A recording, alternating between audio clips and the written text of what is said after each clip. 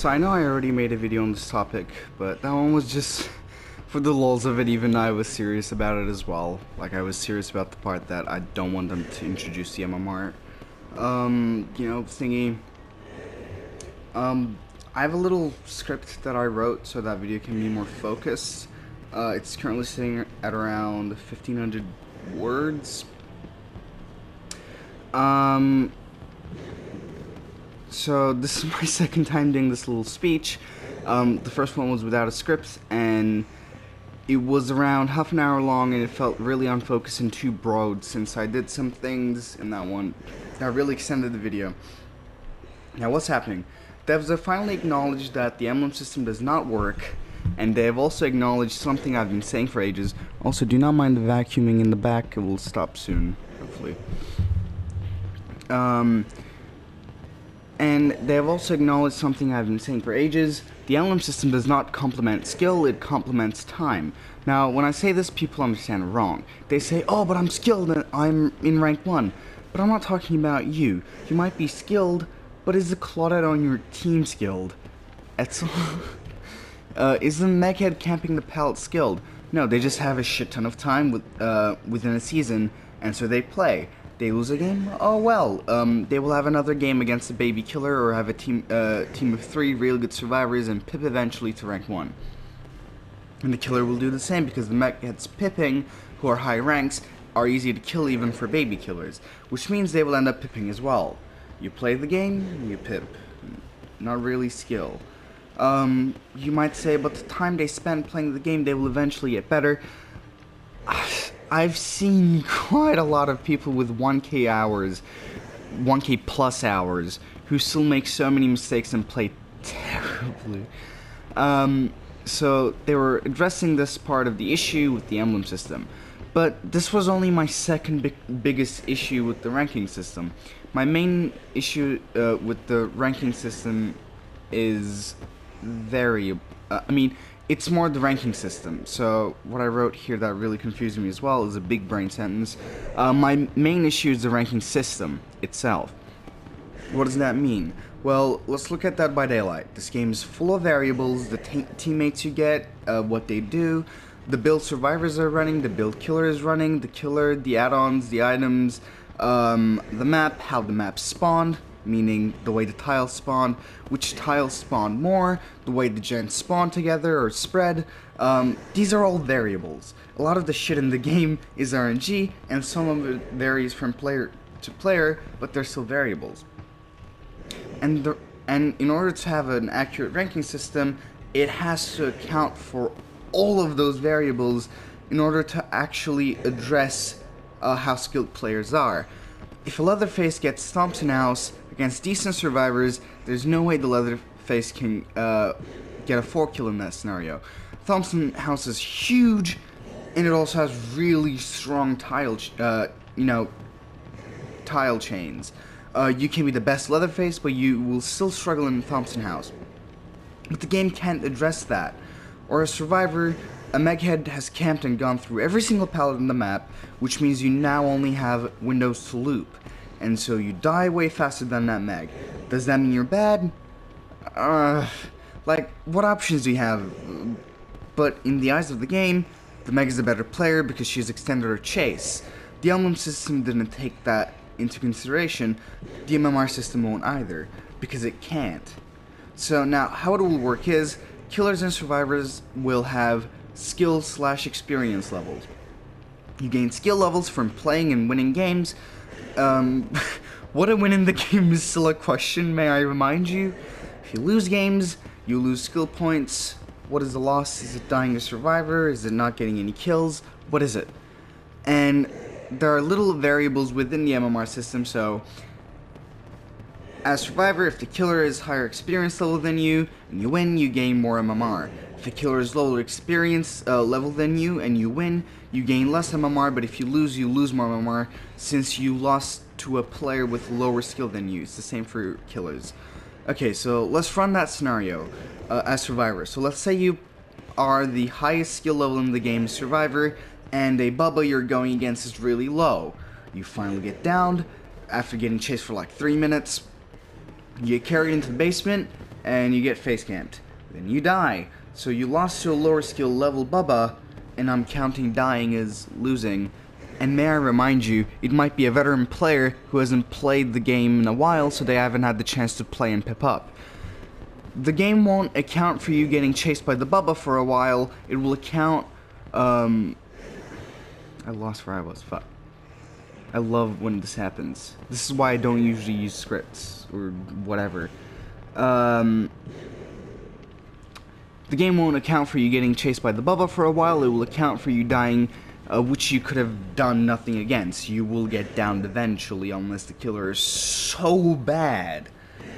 You might say, but how are you going to go, how are you going to be going against a low-skill Bubba?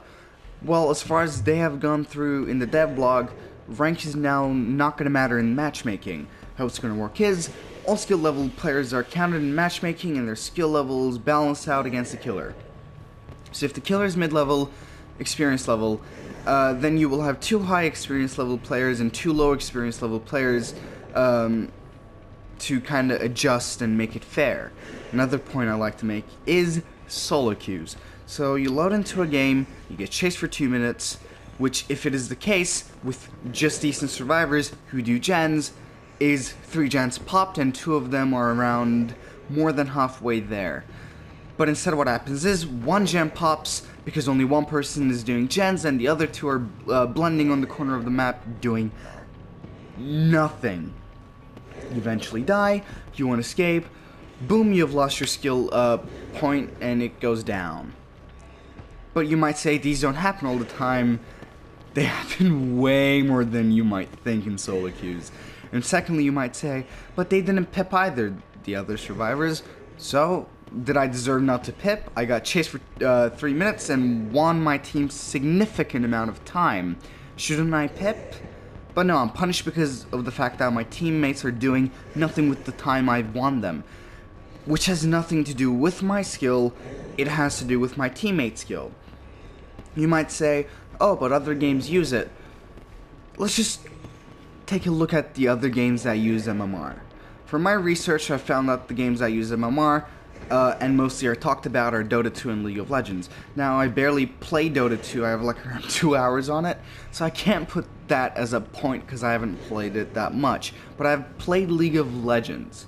Now, let's look at why it works in League of Legends. So, every game of League of Legends is basically the same. What I mean by that is, the only thing that varies from game to game are the players in that session and which characters they're playing. Other than that, everything else is the same. Maps always spawn in 3 lanes, 3 main lanes. Characters' ability don't change depending on add-ons they're running. Where the towers spawn is always the same. How you win is still the same. You have to defend your main crystal and destroy the enemy's main crystal, base crystal. There's no other way you can win. Depending on the players playing, how long it takes you can change, but there's only one way you can win. And then the game can say, oh, you won, and reward you for that. It can also reward you for extra for how many kills you've gotten, and compare the skill level of the players you've killed and won against to alternate how much points you get. The towers you have destroyed and how effective you were in game all contribute to how how much MMR you will win, because how effective you were in that game.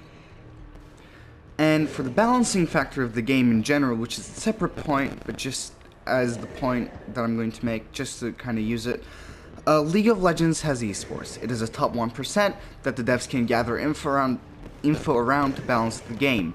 DBD doesn't have that, and it probably never will. Which isn't a bad thing. It means that the game is unique. Too unique and too dependent on variables and all that thing, which makes the game run the way it does. But the devs are trying to actually make it that kind of a game, and it isn't working out. You can play in the same map twice. The map will be different, which will end up playing a huge part on if you win or not in DBD. That isn't the case, win or not in Dead by Daylight.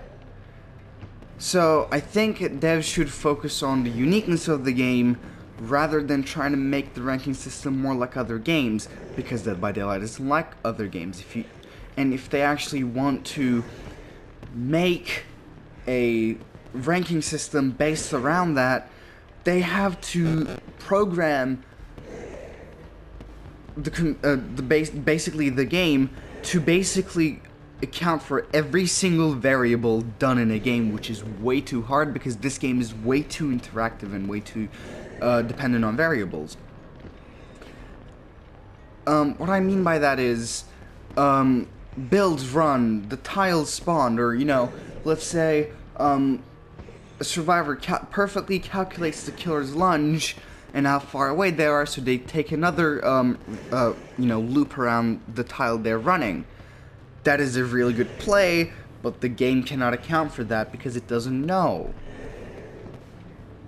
So, you need to program a code that accounts for every single one of these variables, including perks run, add-ons run, maps, how the map spawned, how the killers are using the map, blah blah blah blah blah blah, to actually account for skill. So if you actually want to make a ranking system based on skill, it's gonna have to be really detailed. And another suggestion I have is dumb, but the only other way you can actually see skill in this game is actually by spectating. Now, let's say you died in a game, and then you went to spectator, and then you see this, you know, who should we say, Yui, really good at looping, doing really well in the game, wasting a lot of the killer's time, chaining a lot of tiles, blah blah blah blah blah. You can look at them and say, holy shit, this Yui is really good. She's also really consistent at 360s as well. Or you can look at a Meg who's camping pellets and say, oh my god, he's not that good, nah. Right? You can tell skill, but the game cannot do that.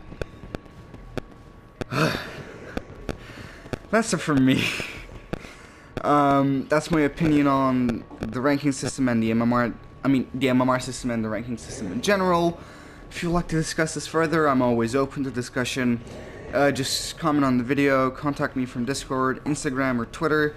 But yeah, I hope I'm clear on this, but again, I'm open for discussion. See you guys around.